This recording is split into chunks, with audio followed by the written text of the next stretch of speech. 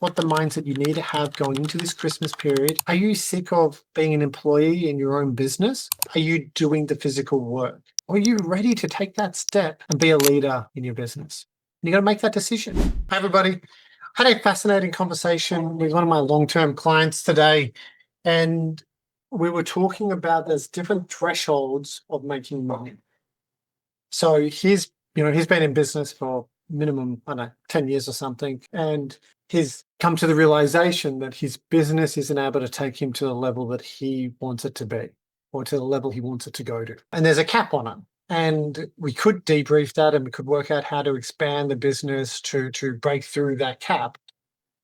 But also, he's been doing it for 10 years. And I think a lot of people don't realize that just because they've been doing one thing for such a long period of time, it doesn't mean that that's their full identity. So it took me a long time to realize that if I wanted to, make $1 million, then I have to run a business a certain way. If I want to make $10 million, then I have to completely change the way that that business runs. If you want to make $100 million, well, I can't tell you how to do that in an accounting firm. I don't know. No one does it.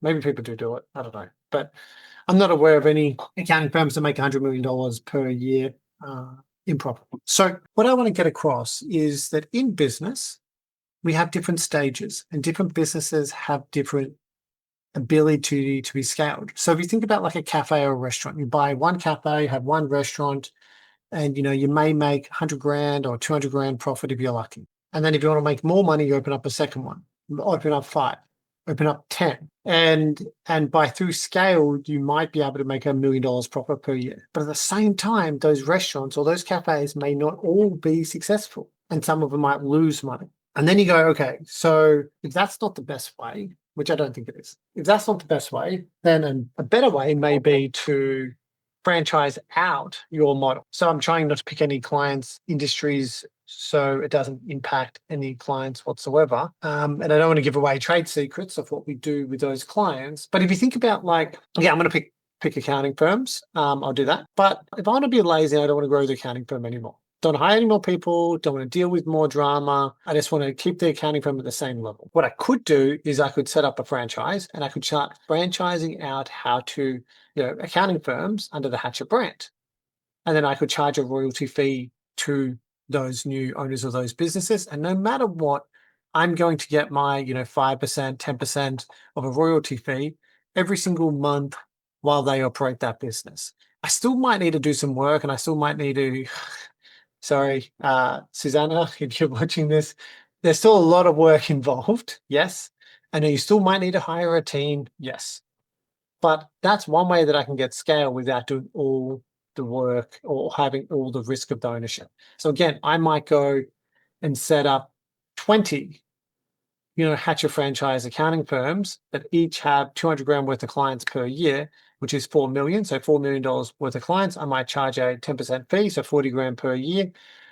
So 400 grand per year. And out of that 400 grand, I might make 250 grand profit. But I didn't have to do any of the physical work. My work was to support, train, and help those franchisees. So that's one way that I could do it. I could then scale that up again, much, much, much, much, much bigger. So I could do that method. Or I could look at accounting firms for sale. As an example, we'll just stay on accounting firms. I could look at accounting firms for sale, and I could just go buy a $10 million turnover accounting firm and just cheat, done, hit my goal. I'm doing $2-3 million profit per year. I have a $10 million turnover accounting firm. It's got enough people. It's probably got maybe 100 people involved in that. And to have enough people that it's a real business and one person quits, it doesn't matter.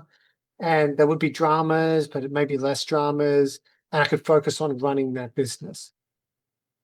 But one thing you got to realize as a business owner, you got to make a distinction at a certain point in time. Are you in the business of running your business, whatever that business is, or are you doing the physical work? Again, one of my really good friends, he reminded me, he's like, Gary, once you told me, and I'm like, oh shit, here we go. What did I tell you? He goes, once you told me that it's better to pay someone else to do that low level stuff so you can focus on the high level stuff. I'm like, I did say that. That's good. But as a business owner, you've got to make that determination too. Like right now, I'm doing this video, fantastic. I'm actually procrastinating. I'm not going to lie. I'm not going to tell you what job I'm supposed to be doing. I'm supposed to be doing financials and tax returns for a client. And I do nowadays I do maybe 2 or 3 a year.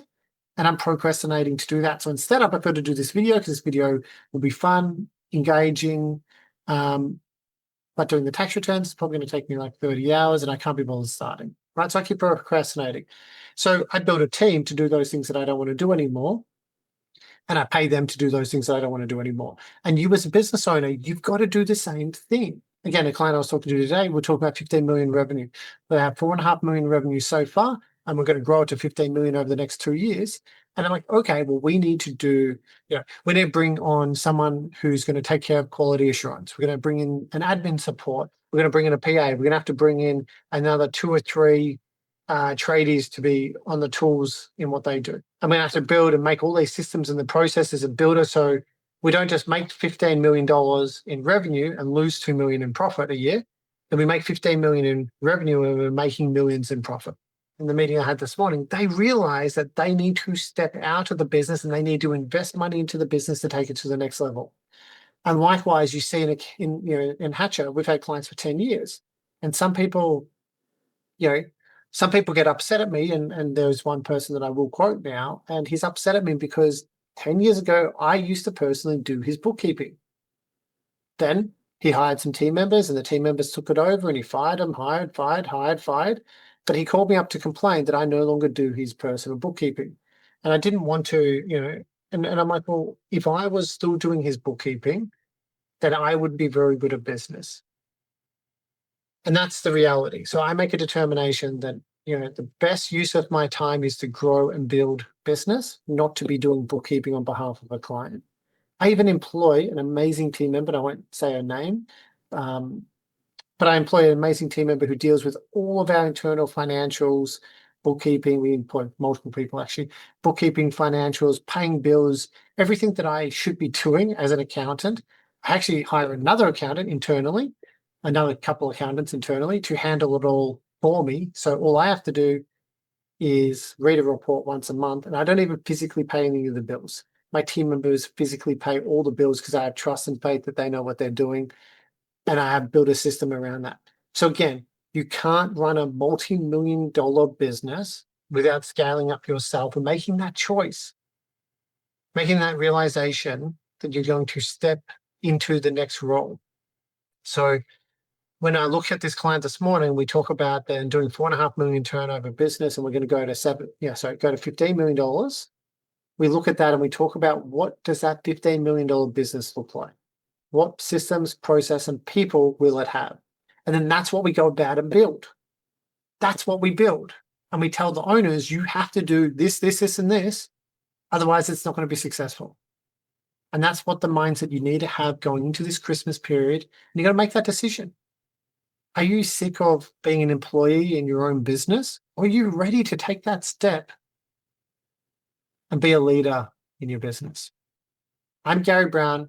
Keep investing and take control of your financial future.